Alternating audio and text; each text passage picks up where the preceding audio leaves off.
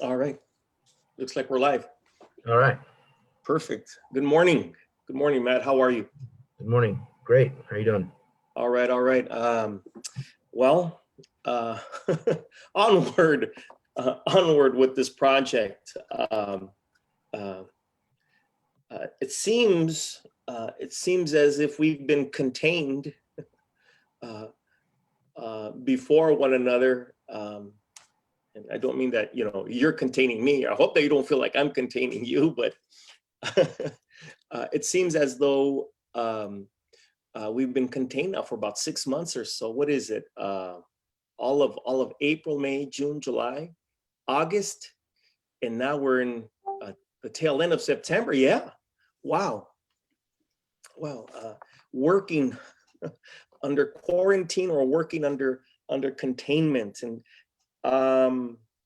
anyway, that's actually a good way to introduce the topic for today's discussion. Of course, we're doing the first part of chapter 14, the title of which is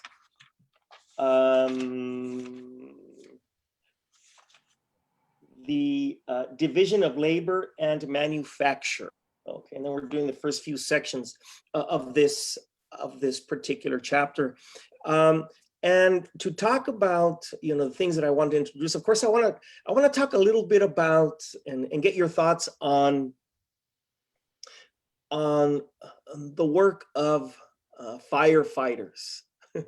I think it's appropriate to discuss this kind of work in light of the smoke that we are currently breathing, in light of the incineration of the continent and of the planet. And to get into that discussion, however, I want to introduce a term, okay, and then I want to define the term, okay, and then of course we'll talk about the term. This just one term, and then we'll proceed to talk about firefighting, okay? And the term is fractional work. And in the general sense, fractional work is about the existence of labor in one position in which single and repetitive tasks are exercised and are a fraction of a larger system of production, and in fact are a fraction of a larger cultural system, right? So in the more general sense, the more historic sense, this is what I mean by fractional work. But there's another side to this definition, and it continues to be historical, of course, but I propose that we consider fractional work as something also very specific, as specific as our containment, if you will, within a particular position in the system of production, along the conveyor belts of production. And in this case, not only is fractional work the source of arthritic fingers and wrists and elbows and shoulders, neck, back, waist, et cetera, right?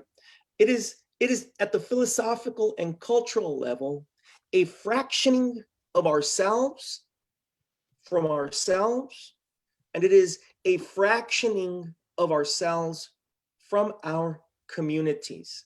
Right? I think this kind of discussion gives us an opportunity to talk about the concept of alienation in a way that is outside the scope of popular definitions and understandings of the concept of alienation, in a way that is empirical, objective, quantifiable, measurable, and tangible, et cetera, et cetera. Like we can actually see it, we can actually count it, right? So before we get into this brief anecdote, what do you think? What do you think about this, Matt? Well, I think that you know, when we're talking about here is kind of like the division of labor, right? We're talking about the overall division of labor that goes into making um, a commodity, or Yeah. not even making a commodity, but making a series of commodities that interact with one another. So, for instance, let's say right now everyone's on Zoom, Mm. but in the olden times, in the distant past, right? You Yeah. had Before back to April. school. In years past, you had back to school, right? So back to Yeah. school means you had to get a new backpack. Maybe you kept your backpack, but you had to get new pens. You had to get new notebooks to write in. You had to get erasers. You had to get pencils. You had to get whatever. So these are all different companies, all different corporations coming together to produce these various commodities that Yeah. come together as a series of commodities, which are all sold at a certain time in the market, which is back to school time, right? Yeah. This is their season to make their profits. Um, but they're not, Jansport and Bic aren't necessarily in they're not necessarily I mean, they're not the same corporation, but they work in concert with one another, right? Yeah. In this total package that is going to be marketed to a public, um, almost a captive market, really. I mean, to a market that is coerced and They're compelled to certainly buy their contained. product. Yeah, they're certainly contained. Yeah, Yeah, and we call those spaces of containment. We call them schools. I'm sorry, I'm interrupting you. absolutely. The space is continuing in schools, but I'm saying, like, here's how I guess what we would say is an industry would operate, right? So that's one example. I mean, there's others, right? So like you know, an oil industry or something like that. That's different because that's kind of one product, but that's how kind of how something would go beyond just the division of labor, let's say, in the production of one item or commodity, and look into a mm, a concert of commodity production, a whole group of things being produced to be part of the same kind of section of the market. I mean, there's Yeah. no okay, so it's a little bit beyond the division of labor, but it's like a coordinated series of divisions of labor, which we are kind of subject to and part of. So what he's describing, really, I mean, nobody can write outside the worldview of what they see looking forward and looking backward and looking around them, right? Nobody can write outside of that. So he's really definitely writing from a point of view where he's looking at what's coming, he's looking at what's been, and he's looking at what's around him. Yeah. But it's very interesting to me, and I'll get into this later, is that a lot of the things that he would describe as alienating and would drive, the working man to take up arms and take Yeah. up and do things to defend himself, would later, by the 1900s, in the mid 1900s, become so entwined in the fabric and culture of working people that what he described as alienation, they actually describe as camaraderie. They think of as it's inbuilt to their identity. Yeah. It is what they believe in. So like Yeah. you know, um, he's describing the fall of the cobbler, or he's describing the fall of the locksmith. He's describing the fall of these highly specialized craftsmen, right? By the time you get Yeah. to the 20th century, you have, like, the factory whistle, as this representation of, like, working alongside your factory brothers, right? So it's kind of like that description. And then by the 1980s, you see the fall of factory labor, right? You see the fall of factory labor as a dominant form. And it's still factory labor, but like as a dominant form. Let's just keep it in the United States, of the dominant form of American life, right? Um, so you see the end of the factory as being the dominant form, and people like trying to cling on to save it. Bruce Springsteen made his entire career off talking about the fall of the factory, right? Singing about how Yeah. that was my hometown and now it's gone, right? Um, so the thing that Marx described is this alienating all-consuming force, which was destroying all that was like, you know, good and beautiful about work and taking pride in the things you produce. You know, you're a leather maker or something like this. By you know, 120, 130 years later, that becomes like the way people identify as being on the production line. Becomes part of like how they, identify is even the wrong word. That becomes what socializes them. It's just, They are, you know, it's integral. It's integral to them, and they are integrated within it. You know, as I was hearing you speak just a few seconds ago, it made me think about and your um, a useful and thought-provoking humor around the music and work of Bruce Springsteen. It occurred to me that, you know, in 1867, in chapter 14 of this particular book, there's language to speak to what you're talking about. And without getting too much into the theoretical discussion that we're going to have after we discuss this anecdote that I, you know, around fire and the work that is done to combat it. I'll read these 5 or 6 lines. It says, on the other hand, the conversion of fractional work into the life calling of one man corresponds to the tendency shown by earlier societies to make trades hereditary, either to petrify them into castes, or whenever definite historical conditions beget in the individual a tendency to vary in a manner incompatible with the nature of castes, to ossify them into guilds. That is, that we aspire, you know, not only do we aspire to fractional work, but society sets the channels, right, for our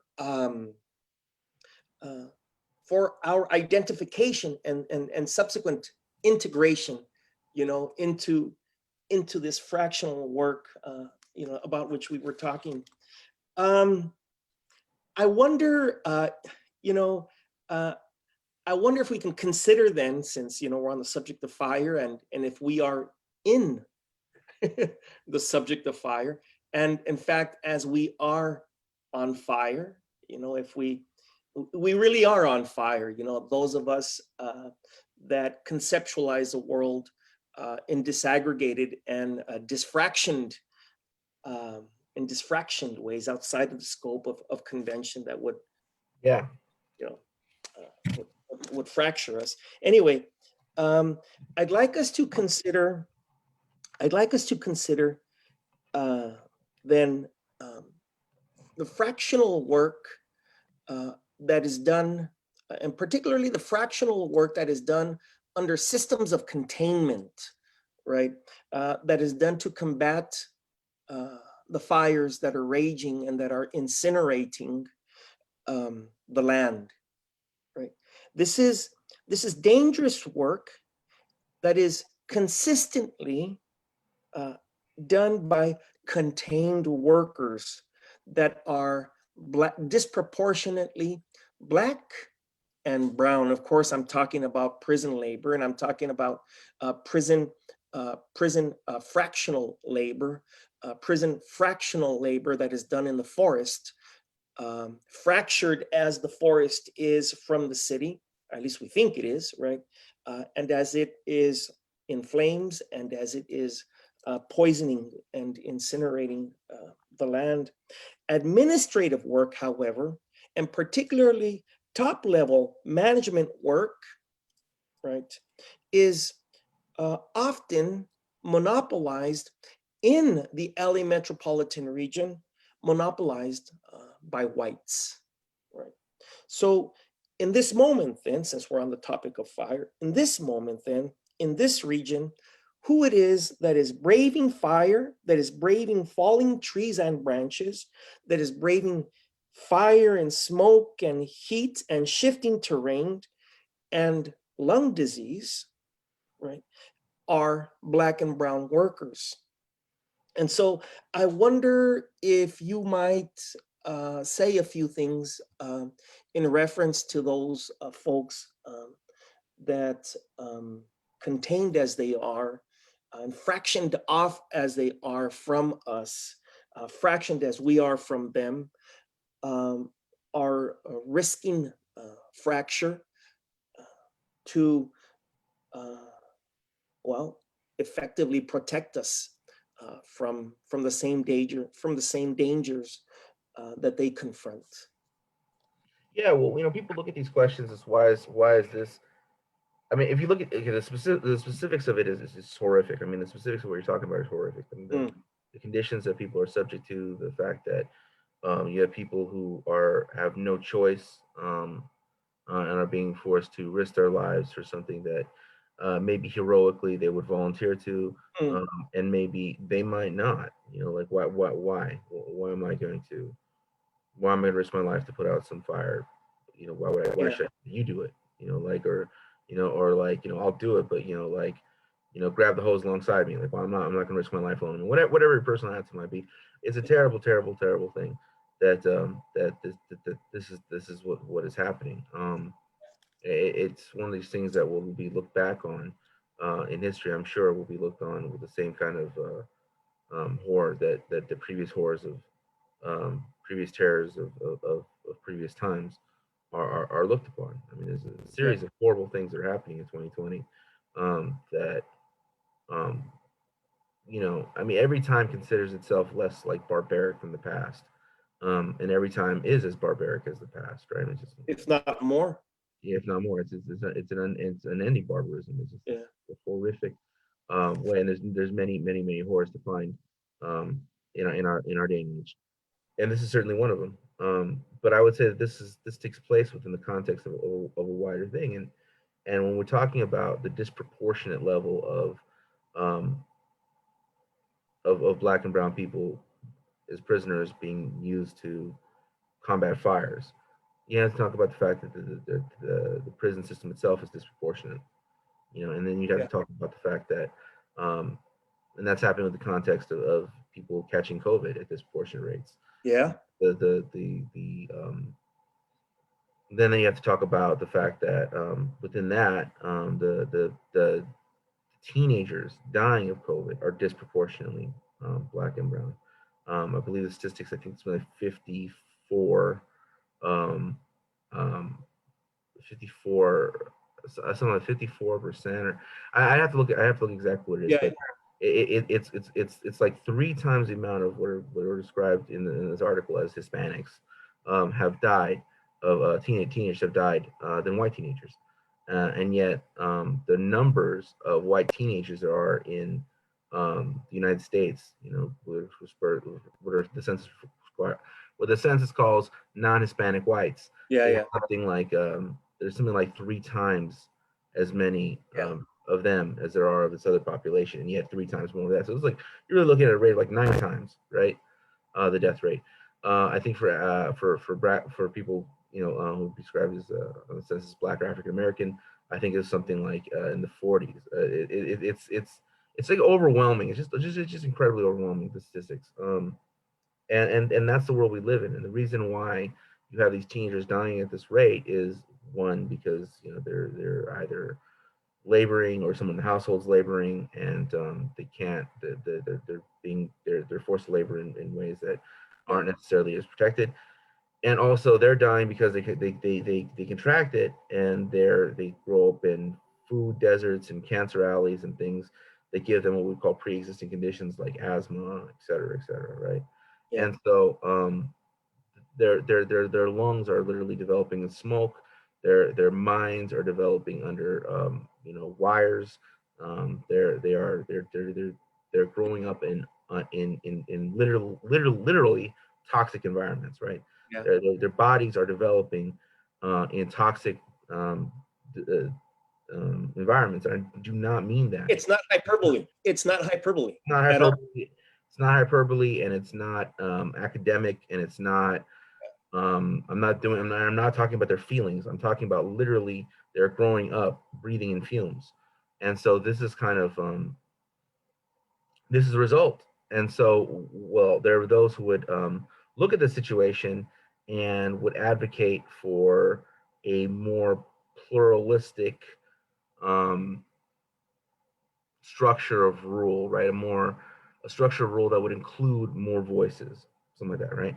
Yeah, yeah, Um, and some would call that identity politics. I don't use the phrase identity politics because the right has so like has so like captured that phrase. Um, yeah. but it does describe something, right? This the politics of representation, right? And then once within the politics of representation, the politics of infallibility on the off the basis of identity, right? You know, Uh, someone cannot be criticized, someone in power cannot be criticized because they are the first this, they are the first to Black act. president. Right. Yeah. First black president, you know, clear example. The first, you know, Puerto Rican Supreme Court justice, the Or first first Chicano mayor of the city in over mayor 100 years, whatever it over is. 100 Yeah. years, first, right? And the people shouldn't be criticized. Why would you criticize them? The right doesn't have criticize them, you know, blah, blah, blah. You sound like a racist, etc. Right? So there's those who would say that they should not be criticized at all and that we should just accept this thing and we should accept odd things they say and do that are inconsistent with the betterment of people in general, right? Mhm. Okay. Then there are those who would say that you shouldn't talk about all these issues because it's very divisive. You know, there's a working class, and we need to really, you know, embrace the working class. And there's only one working class, and that's the people, and you know, you know, like, and the American people are decent and good, and blah blah blah blah. Mm, Right? mm. There's that line of argumentation. And now these now one is like kind of representate one is like about representation and the other one's about, you know, one and the other one's about erasing a lot of distinctions, which are historically created. So how do we describe this thing that's happening? We see all these distortions, all this disproportionate oppression, all this, you know, thing, and still keep it within the bounds of talking about, you know, history and economics. How do we do that? Well, the answer is that we look at it through the lens of this is colonialism. What do I mean by colonialism? What do I mean by colonialism? Well, I don't mean anything academic by that either. I mean the results of war and the results of conquest, the results of people being pulled in to an imperial economy, right? Which does not negate the fact that the people who work in the imperial core or the people who are um, uh, Settler. yeah, there's not, yeah, the settlers, it doesn't deny that there's a capitalist worker relationship between say the white worker and the white capitalist. It does not deny that at all. What it would also state though is that the reason you see all these disproportions are not just a shame, it's not just a pity, it's not just whatever. It is also it is the result of the Euro conquest of the world, of the European conquest of the world. You It is know, direct.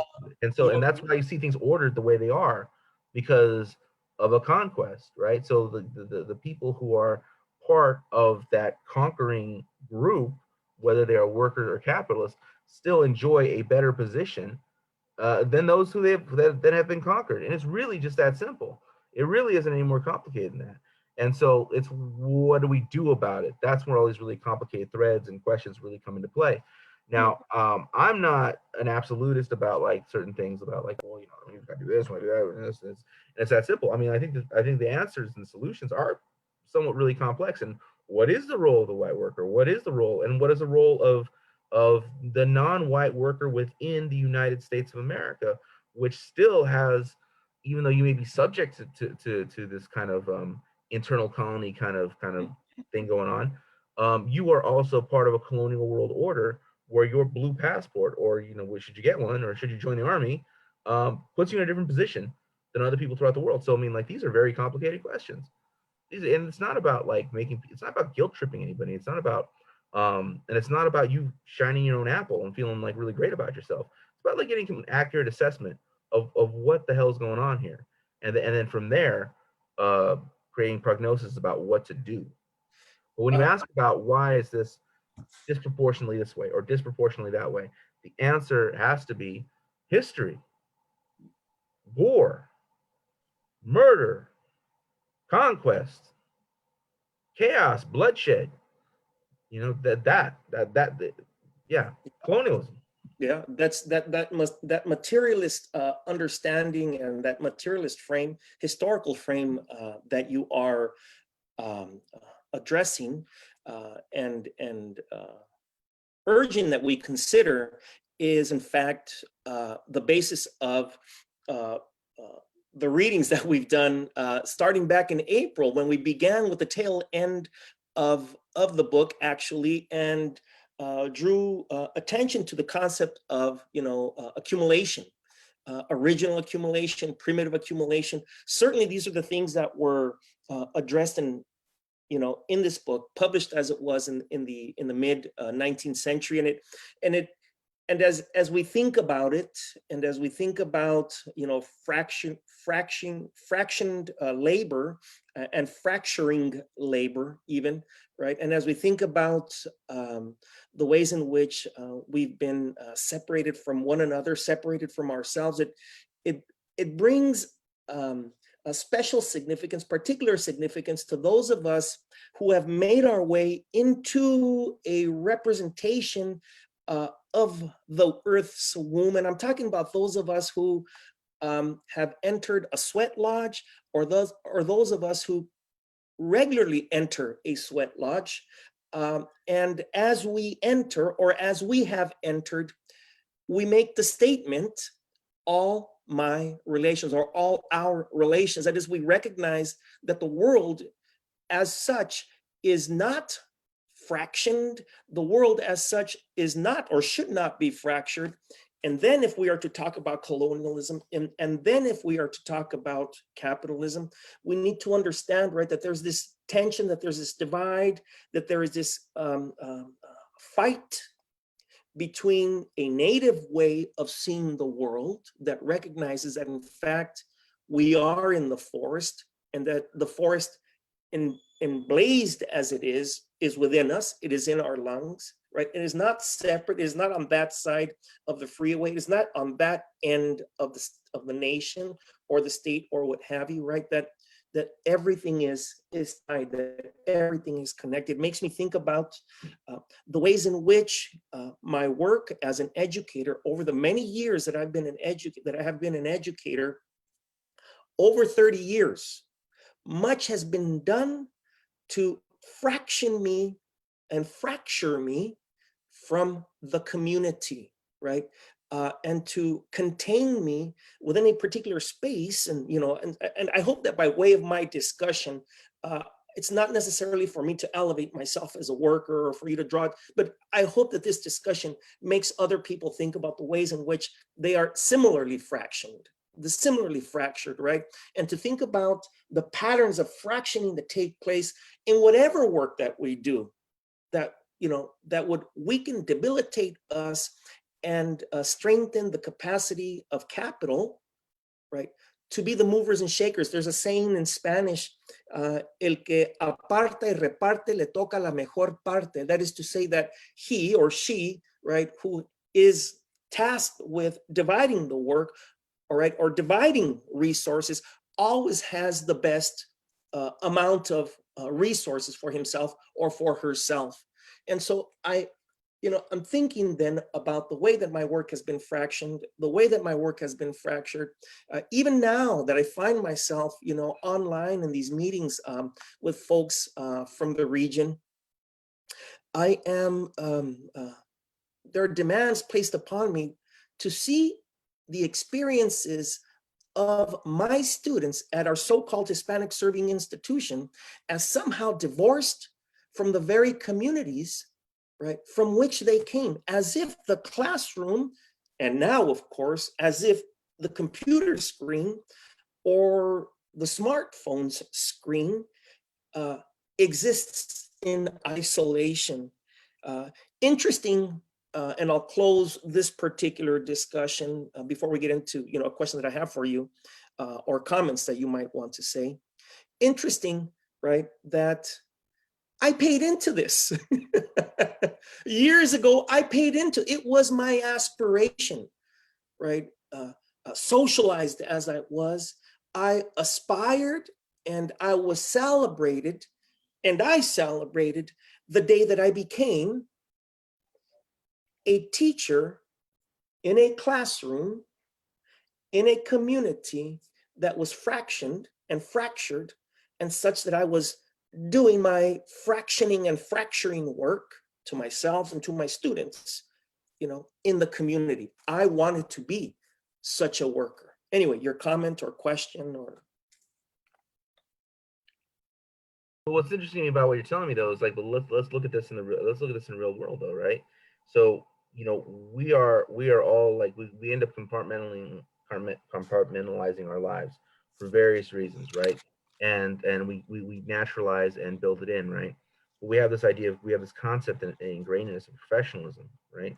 So how much of that is actually how much of that would transfer over to a different economic situation, and how much and what parts would be left behind?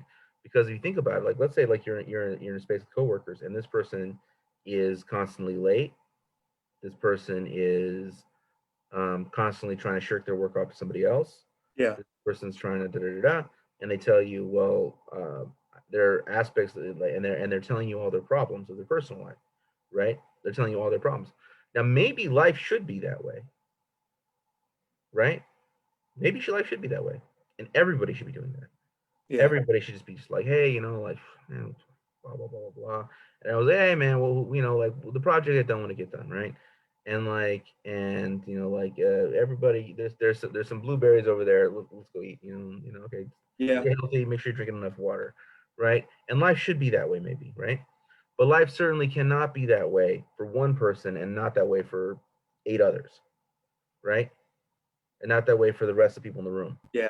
Yeah. That one person is like, has a very like kind of like blasé attitude, and everyone else is just like grinding and grinding and grinding and grinding, right?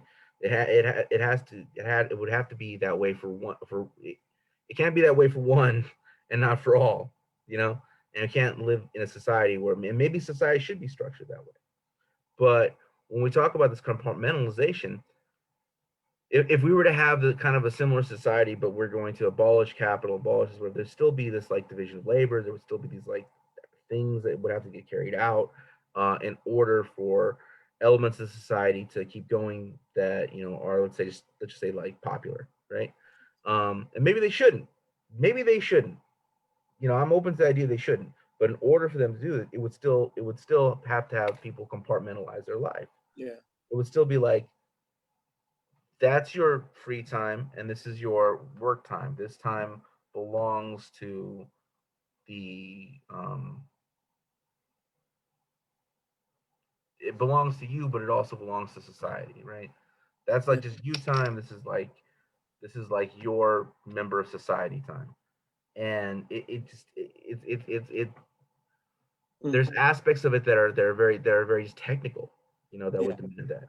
Yeah. And there's aspects of it that that are exploitive, right? And so which elements are exploitive and which elements are just technical? Which elements could be described as the technical demands, and which ones are the exploitative thing that we would describe as our labor being exploited, taken advantage of, but also we describe as kind of the commodity fetish. I mean, the fact that we're making things for the market, the fact that we're not making things for material use, we're making things for the market. So what belongs to the commodity and what belongs to just like physical production? These two questions would have to be separated to know like how should your life be structured? Let's put it that way.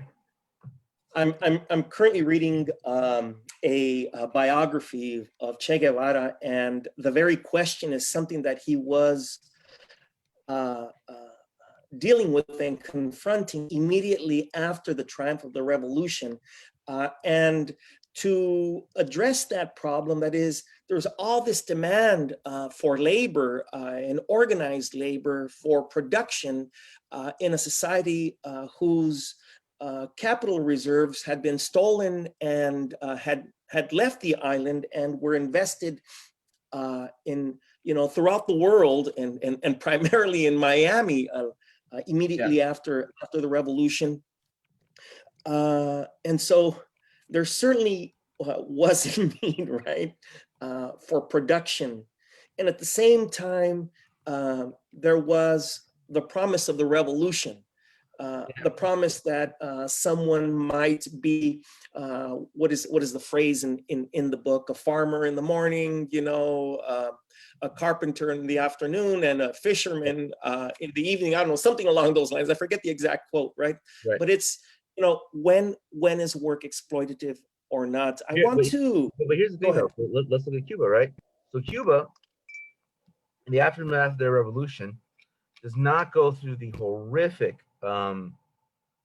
pain and struggle and all the things that happened in the Soviet Union and China, that demanded they essentially industrialize and accomplish in decades what the imperialists had done that took the imperialists who Century. had who had like the Dutch and the English and the French and the Americans who had access to all this all this free and near free labor for Yeah. centuries. They had to accomplish what they had accomplished took them centuries in decades, right? And so that And a single decade even. Yeah, I'm sorry, I'm interrupting. a single decade, right? So that was, of course, with that comes a lot of misery and pain and just things needing to get done and Yeah. maybe not the safest work environment at the time. So that kind of thing took place in those places. Not so in Cuba because they didn't go through the process of industrialization. Now, instead, they focused on human development, on literacy campaigns, on developing a medical system that's the envy of the world, even though it's a poor country, et cetera, et cetera, et cetera, right? Or Yeah. at least the human infrastructure of their medical system. And so that was something that they were able to do because that was their focus, and the quality of life shot up in a way that was not the case. Which is not to say that the Soviet Union didn't immediately shoot up because you got to look at quality of life and going from here to there, right? Yeah. Not immediately shoot up from the Soviet Union, from Tsarist Russia to the Soviet Union. It absolutely did. Did not immediately shoot up from a dynastic China to the People's Republic. It absolutely did. But didn't shoot up in the same kind of just painless way that happened with the Cuban Revolution, right? Well, that's because they didn't put themselves in the process of industrialization. And so you look at the fall of the Soviet Union, and then all of a sudden, well, because you didn't do that, now you go through the special period, right? So there's always a give and take. There's always this give and take, and that's the real world. That's not being ideological. That's the real world, the world that exists. That if you don't do this, this is going to happen. If you don't do this, what I'm saying? You make one decision, it's going to give you this. It's going to give you this series of possibilities. You make another decision, it's going to give you this series of possibilities. Now, of course, I mean, people are very illogical and always want to be like, ah! So of course, this all takes place within the context of U.S. imperialism, right? And that's true of Cuba. That's true of the Soviet Union. That's true of people's role with China. All of this takes place in the hands of the U.S. empire. It's all that's all in the background. I'm not saying that and you made your bed, you lie. I'm not saying that. But it's more like one of those books where it's you choose your adventure, right?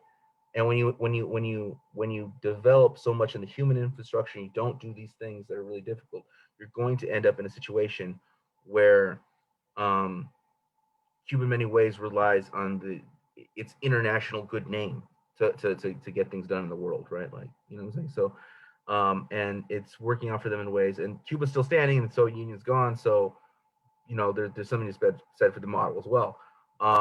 But it's just it's interesting. Cuba is it's a difficult world with a lot of hard choices. Is what I'm really getting at there. I mean, and I'm not somebody sitting in sitting in the LA Metro saying this is what you should have done. I'm not at all.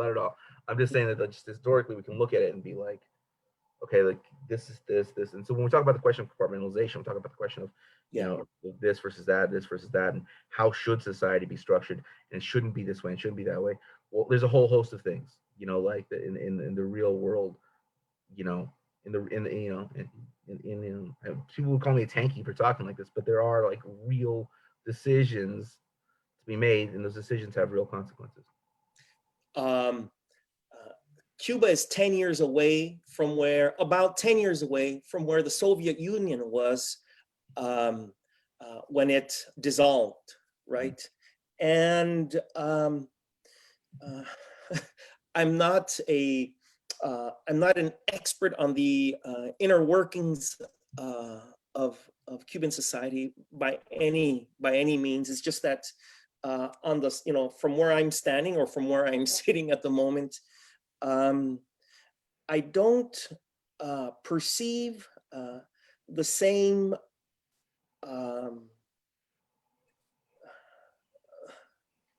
the same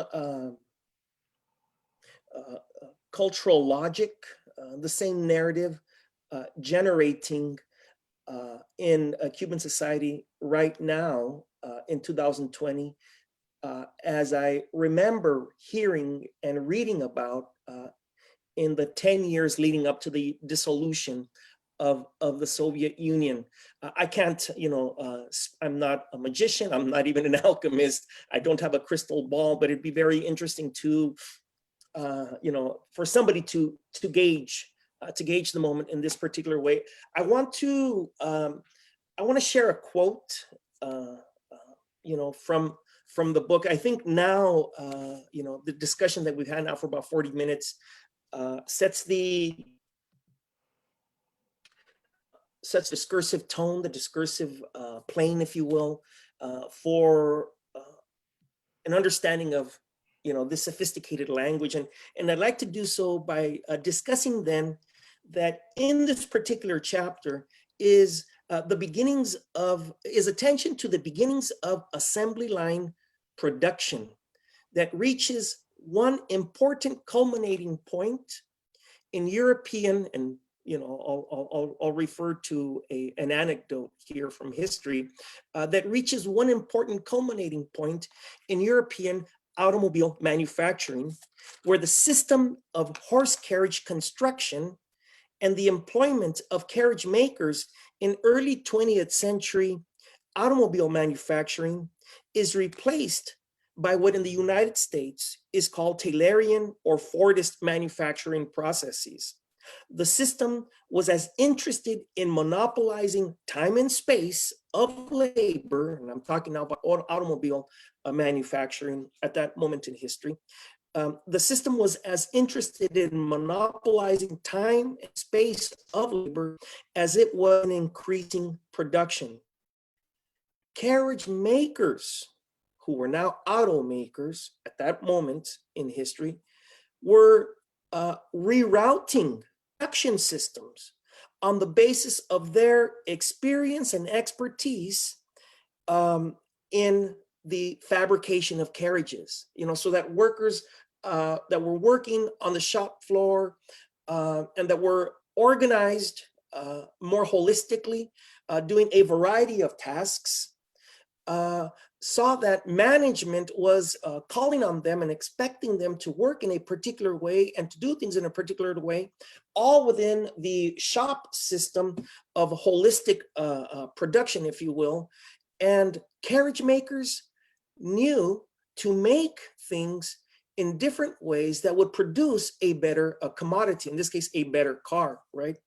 And so this fractioning of labor is not only instituted and established to ensure commodity production in ways that are faster, in ways that require less space, right? But we're also established to make sure that workers were contained within these particular systems.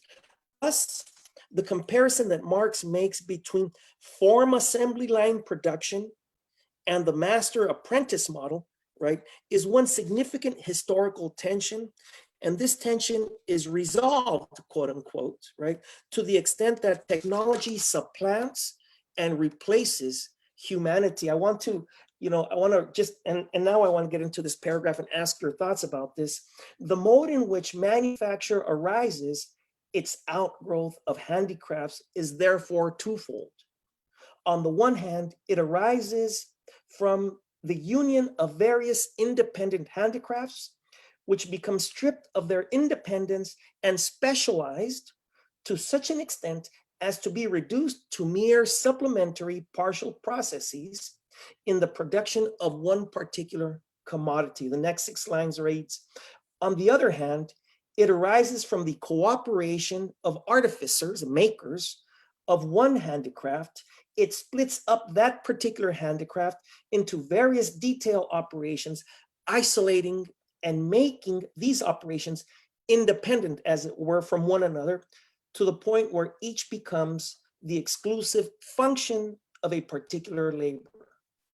On the, on the other hand, therefore, manufacture either introduces division of labor into a process of production or further develops that division on the other hand. Or further develops that division. On the other hand, and this is the closing sentence, on the other hand, it unites together handicrafts that were formerly separate, but whatever may have been its particular starting point, its final form is invariably the same. A productive mechanism whose parts are human beings. Yeah. And the people that create these, people, the nations they create, I mean, because the people create the machines are themselves workers, but the people that own these machines, they own the process of production, they own what will come out of these machines, right? The final product. They don't care what working on this machine will do to your spine in 30 years. Yeah. They don't care the wages they give you only allow you to only afford you to raise to live, and if you should you have children, raise your children in an area of town where the smoke darkens the sky. Yeah. They don't care like what your interaction with these things. I remember reading about how I remember back in the day reading about Apple and the production of the iPhones and all these workers committing suicide. Yeah. And the number one presumption, or people hear that, and the first thing they think is that the work is so hard and difficult that people are the conditions of their work are so bad that people just rather die, right?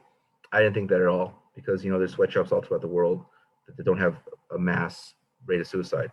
I think there's something within the iPhone itself, the production of the iPhone, that's neurologically affecting you and making you and pushing you to do things. I mean, because if you have that many people killing themselves, I mean, like there's probably something in the process of this production that is affecting people's neurons. Mad Hat work. Yes, and it's yes. Mad Hat work. Look it up if audience don't know what I'm talking about. Look up the work of Mad Hatters. I'm sorry. Go ahead. Continue. Yeah. So similar to Mad Hatters, the dye had an effect on their their chemical balance, right? I think that there's probably something in the production of the cell phone, and particularly iPhones, that has a neurological effect on the people that assemble them, and that would make you think that, well, what neurological effect does it have on the rest of us using them? I mean, like this these are studies that they get done in secret or don't get done at all. I mean, they still don't know like what kind of little brain cancer is going to give us, and they don't care, and they frankly don't care. And so, this is all about this. And again, this is about, like Marx described the commodity fetish, but I would describe it, as the U.S. historians describe King Cotton, but we live, and that was a way of describing, the slaveocracy. But in general speaking, it's king commodity. I mean, we live in the kingdom of commodity. We live under the rule of commodity. We live under the, beyond just capital. We live within the commodity fetish. We live within the fact that things are commodified, and we ourselves demand and push the commodity fetish. We talk about things like, hey man, that shouldn't be free. Like I remember growing up, and there was always this stuff about the welfare of this and welfare of that. And I didn't grow up in a family of Republican. I didn't grow up in a family of Republicans, but I did grow up in a family of people that were hey, there is welfare fraud though. And I saw this guy and he had a car and he shouldn't have a car. This woman, and there was all these welfare hotlines encouraging you to drop a dime on somebody. It was horrible. It was a horrible, horrible time. I remember all that, And so this is and that was not, a bunch of people that, owned a factory talking that way. It was not, it was not, people, praising Ronald Reagan talking that way. It was everybody. And so this kind of idea that things should not be free and you shouldn't get this, and I worked for what I have, that extends way, way beyond just the people we would typically associate with just some country club, villains in a Rodney Dangerfield movie or something like that, or just some these racist in the hick somewhere, or in the stick somewhere. No, this is like this mentality pervades Yeah. the general population. Yeah. I remember, one of my early memories, conversation, we all have those why questions. Why it is, we especially had those why questions before we were schooled, and we were schooled to repeat and to fracture ourselves. But anyway, I remember I asked my mother one day, and I must have been about 4 or 5 years old, and it was a very simple question. I asked her, why can't everything be free? Why can't we just go somewhere and obtain something for free? Because sometimes we lived in straits, my family. Sometimes we didn't have money. Sometimes we were uh, having economic difficulties especially when I was very young, in the early 70s. And I would ask my mother, why can't things be free? And of course, my mother said, well, because then other people can't pay for, can't earn money to pay for the things that they need. And then I said, but wait a minute, everything would be free, so they could get whatever it is that they needed for free as well. And I remember, of course, my dear and now deceased mother, who's passing, I lament greatly, um, uh, grew up in such a society, the one that you are describing, the one where people ask the kind of questions. And I'll take it a step further, right? Yeah. Earlier in this conversation, I was talking about like having like, what could be described as a lazy coworker, and my attitude was I need to get back to work. So like I have this attitude. We all have this attitude. Yeah, I mean, early in this conversation, I was describing someone with their problems, and hey man, well, like maybe we should all be that way. But until that day, we need to get back to work. So I mean, even I'm talking like that. Yeah. So I mean, like the fact of the matter is that like this is it is the world. It is the fish doesn't know it's wet. I mean, this is the water we swim in. This is the ocean we swim in, which is one of like this constant drive. And like I talked about in terms of labor, and we're talking in terms of the market, in terms of your ability as a consumer to survive, right?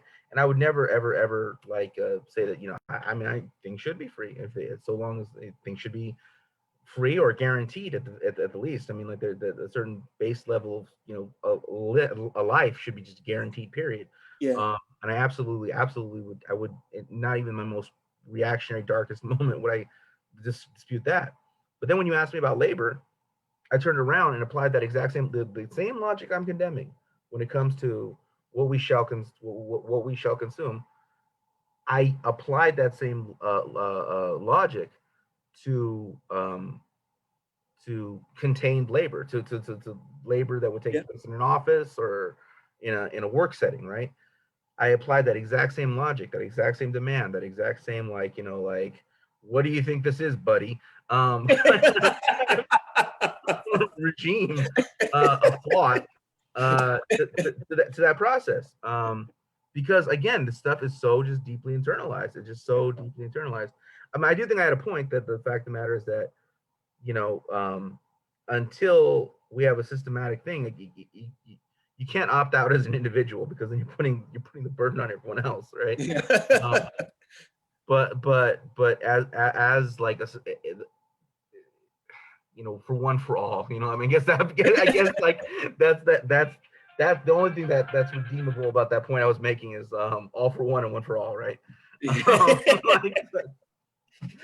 But I would say the conviction and the thing that burned in my stomach, that was like, wait a minute, you need to like blah blah blah, you're not putting that on me. I'm like, like that kind of like immediate visceral gut reaction, right?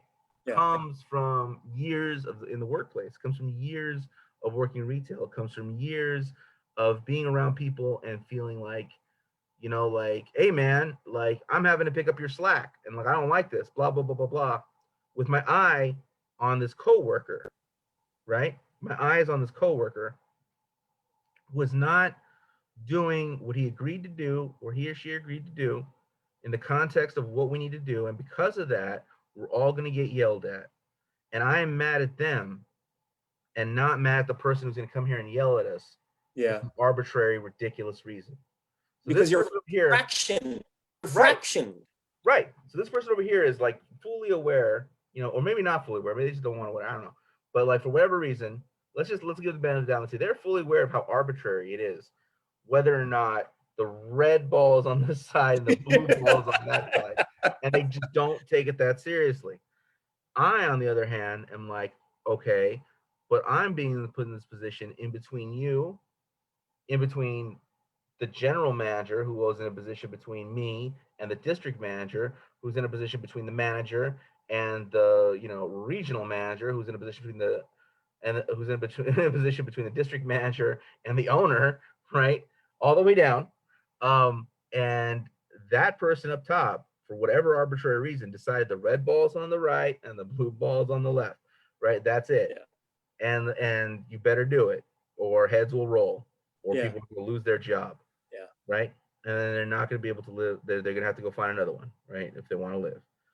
And I am more aware of that, or I'm aware of that. And because of that, I'm like, God, why can't you do what I ask you to do? Right? And so like, you know, now I'm stressed, Yeah. right? And my boss is stressed, right? And the boss above him is not really stressed at all. He's just prepared to fire all of us, right? But should something happen at his level, then he will experience the stress, right? If like it's a series of like, if there's like some type of like rebellion where we're just like deciding to do things, and now he's gonna deal with the level of stress. So anyways, like I don't know, rebellion or just like, you know, general incompetence, whatever. There's some breakdown down the line, then Yeah. he's gonna experience stress. So my experience with that stress takes your hypothetical situation, right? And I begin to think about it with my assistant manager mind that tells me that yes, that's all well and good, and yes, we should have live in a paradise. But wait a minute. Yeah. Even Yeah. in paradise, we're still gonna have to have somebody go up the ladder. You know, Yeah. it's really hard to break. It's really Yeah. hard. It's really hard to get your mind out of it. Yeah. I'd like to bring our discussion to a close and then turn it back to you, so you might share some poetry. Um, uh, might I say, bring poetic justice to the work that we're doing, Matt? I don't know, but it may, or this discussion that we've had and this attention to this particular, this first half of chapter 14, what we're calling, what is it, session 22, part 1, or something like that, right? Might be understood, at least this is the way that I'm understanding it, either perhaps or not, as a high point of analysis in the book. In one instance, it is just a more general and comprehensive discussion of the commodity and is itself, right? Or rather, is a more comprehensive discussion of the commodity and its fit within a system of production, distribution, and consumption. Now, of course, all that had been said and read about wool or cotton, jackets, and even gold is most clearly said about workers, where each of these as commodities fits within an economic system through which surplus value is generated, where each is increasingly mechanized. The last commodity, the worker, is itself the mechanism. All the preceding premises, explanations, and illustrations make this analysis so incredibly, for me anyway, evident. I mean, if I was 14 first, I wouldn't have understood just how much is contained in chapter 14. And so it really required for me to read all the preceding chapters. In fact, it really required of me to read the last part of the book, the last 6 or 7 chapters, I think it was, of the book. So added to Marx's illumination of technology's consumption of work and its regurgitation as labor, is what I begin to see as especially fascinating, where he explains and chronicles history and the ways that capitalist technology is at one time the engine of modern history. At another time, Marx explains the methods of that history, and still at another time, details the way that time and space themselves become the property of capitalism. No matter that he did not write about digital cellular technology or satellite technology and its supplanting of preceding methods of production, Marx cracked the logic that, as he writes, was well in place by the close of the 18th century.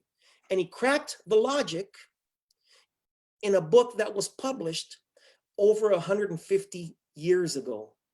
I'm not saying that Marx was, that had his vision and hands over the crystal ball. I'm not saying that, but it's to the extent that we understand the crystal ball and its components, it's to that extent that we might begin to understand the logic of the things that we are able to perceive and understand and that are contained in the crystal ball. Anyway, I know there's so much more I'd like to say, but we're out of time. Maybe I'll bring it next week or when we meet again. But anyway, I turn it over to you for some closure and then for some poetry. Matt. Yeah, no, I mean that was really that was very stirring.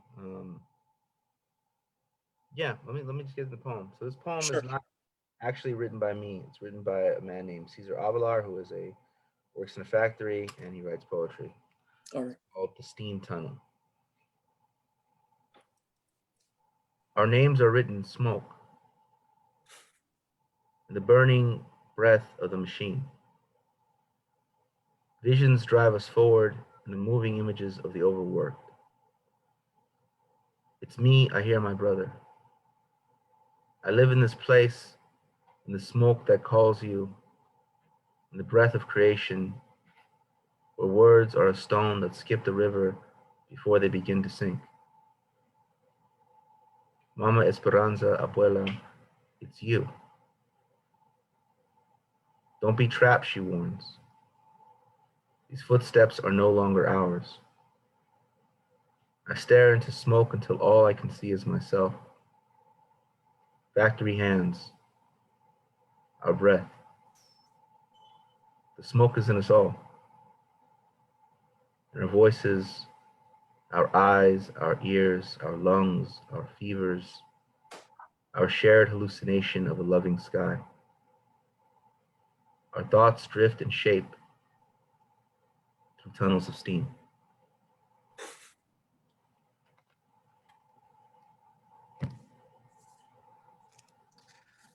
Wow. Wow. Who is this poet? Poet out of Pomona. Wow. I think he's like 30. He's younger than me. He's unpublished. Yeah. Wow. Yeah. Wow. Wow. Heavy duty. Yeah. Heavy duty. He's working on his manuscript right now. So Wow. yeah, you'll be hearing from him soon, I'm sure. Yeah. Well, wonderful. Well, thank you. Thank you, Matt. Cesar, you said his name is? Avila. Okay. Cesar Avila? Lara. Okay. Wow. Well, what a fitting selection. What an appropriate poem. What a timely, I don't know when this particular poem was written, but what a timely selection of the poem, not just, for this hour that we've been together, but if not for the 6 months we've been together, for, the last 2 or 3 weeks that we've been together, what an important and timely selection. What a terribly, if I might use that adjective, important poem for us to contemplate and to consider the grammar and the science in this particular book that we're reading 6 months into our reading. Okay, thank you very much, Matt. Appreciate it. All right. Thank you, everyone. And contestar is the word answer in Spanish. I'll answer I'll answer folks reading. Okay. Statements. Man, I lost the division between